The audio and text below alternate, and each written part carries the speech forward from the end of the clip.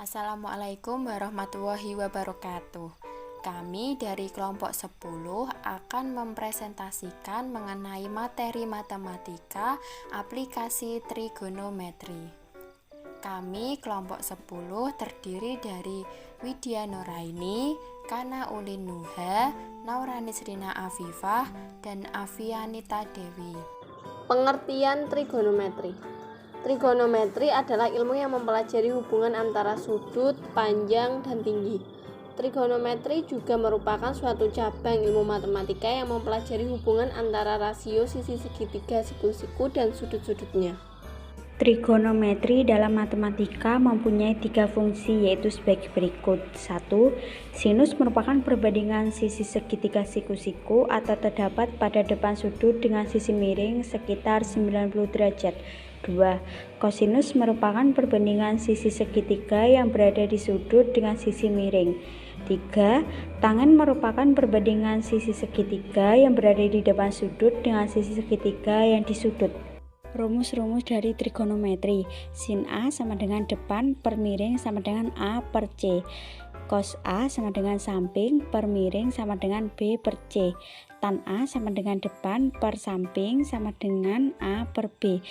Cosec A sama dengan A per sin A sama dengan C per A. Sec A sama dengan 1 per cos A sama dengan C per B. Cot A sama dengan A per tan A sama dengan B per A. Di dalam trigonometri terdapat sudut istimewa 0, 30 derajat, 45 derajat, 60 derajat, dan 90 derajat. Dan masih ada seterusnya sampai 360 derajat. Untuk sin 0 sama dengan 0. Sin 30 derajat sama dengan setengah. Sin 45 derajat sama dengan setengah akar 2. Sin 60 derajat sama dengan setengah akar 3. Sin 90 derajat sama dengan 1. Untuk cos itu kebalikannya dari sin. Cos 0 sama dengan 1. Cos 30 derajat sama dengan setengah akar 3. Cos 45 derajat sama dengan setengah akar 2. Cos 60 derajat sama dengan setengah. Cos 90 derajat sama dengan 0.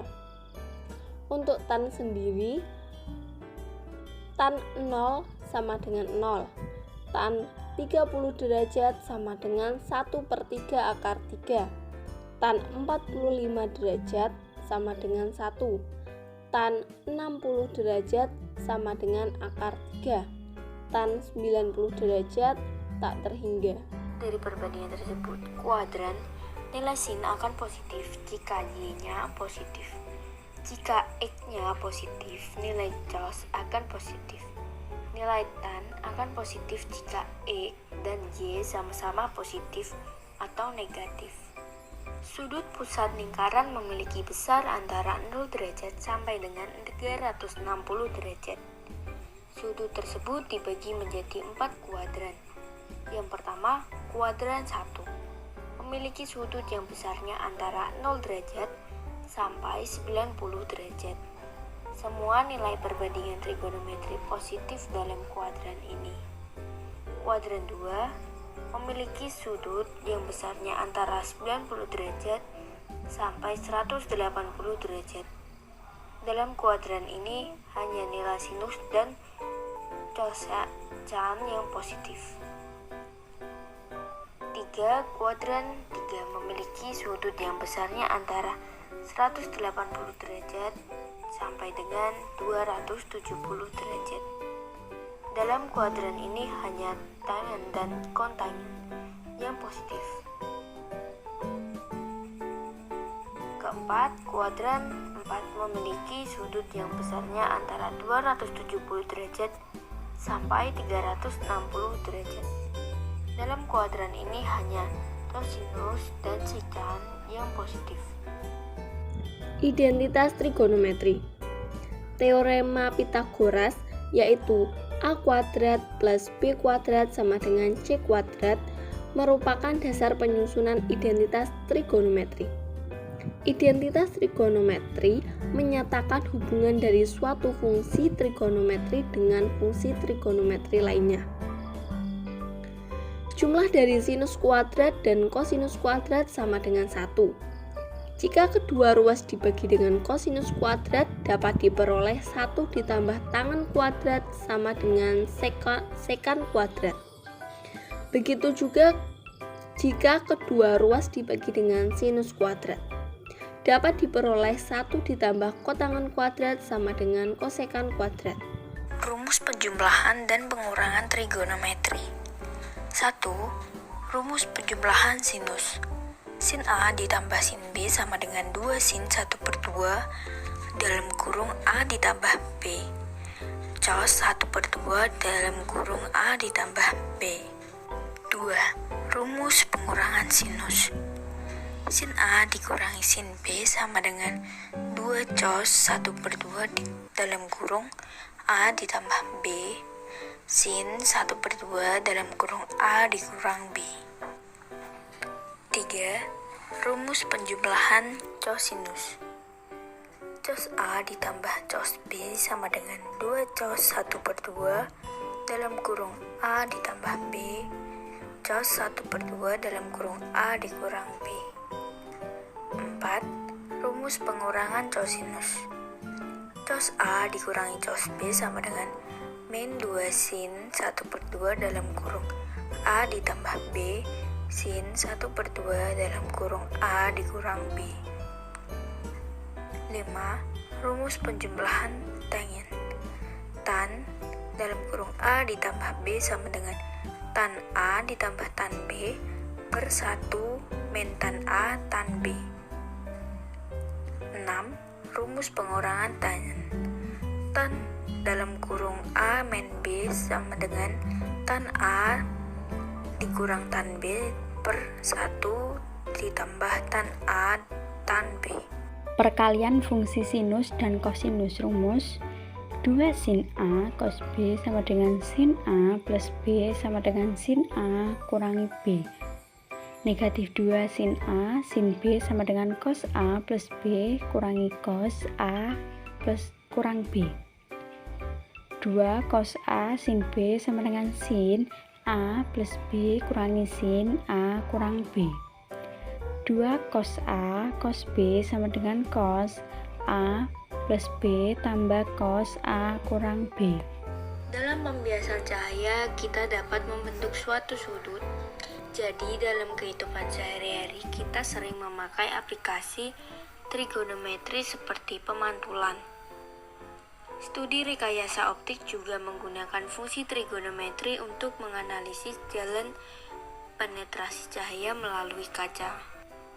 2. Penerapan trigonometri dalam suatu usaha. Dalam trigonometri, pengertian usaha hampir sama dengan usaha dalam kehidupan sehari-hari.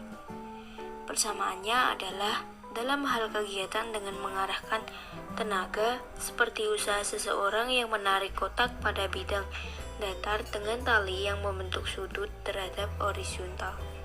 3. Penerapan fungsi trigonometri dalam bidang keilmuan. Matematika adalah subjek yang sangat penting untuk mendapatkan perspektif yang lebih baik pada peristiwa yang terjadi di alam yang dikembangkan dalam bidang keilmuan. Di antaranya, 1. Untuk menemukan relevansi dalam navigasi satelit khususnya sistem dan astronomi. 2. Angkatan laut. 3. Industri penerbangan. 4. Oseanografi. 5. Survei tanah. Dan 6. Dalam kartografi atau penciptaan peta. 4. Penerapan trigonometri dalam bidang teknologi. Studi gerakan gelombang dan kompresi akhir-akhir ini digital dan audit merupakan contoh dari penggunaan fungsi trigonometri. Dan yang kelima, penerapan trigonometri dalam teknik sipil. Trigonometri juga sangat erat kaitannya dengan pekerjaan seseorang surveyor atau ahli ilmu ukur tanah. Hasil pengukuran tanah yang diperoleh antara lain digunakan untuk membuat peta topografi dari bumi untuk menentukan luas wilayah suatu daerah. Contoh soal. P dan Q adalah dua titik di ujung jembatan yang jika dilihat dari titik R akan membentuk sudut PRQ sebesar 45 derajat. Jika jarak RQ sama dengan X meter dan RP sama dengan 2X akar 2 meter, maka panjang jembatan tersebut adalah.